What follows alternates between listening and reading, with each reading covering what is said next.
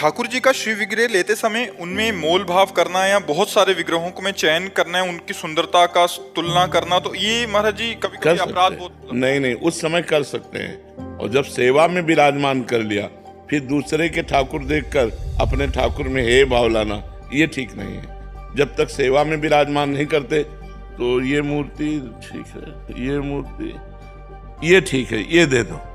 तो अब दो को जो ना ठीक किया वो उस समय अपराध नहीं होगा। उसको ये मत समझो हम खरीद रहे हैं, ठाकुर जी की भेंट दे रहे हैं, उसमें नहीं करना चाहिए। अगर वो बोले 45,000 तो फिर हमें ये नहीं कहना 40,000 दे दो।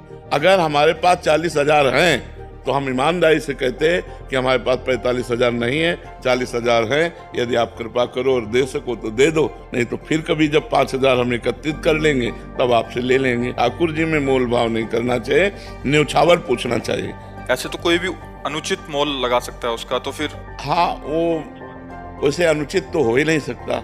मतलब हम कह रहे हैं कि 45,000 की श्री विग्रह है तो उनकी हिम्मत ही नहीं कि वो 1 लाख बोल दे, हिम्मत ही नहीं। ठाकुर जी उनके अंदर बैठे हुए है ना, वो 10-5,000 ऊपर नीचे बोलेंगे और उनका मांगना जितना है उनके लिए अपराध नहीं होगा, क्योंकि ठाकुर जी का कोई मोल नहीं है, जितने की भी मिल जाए।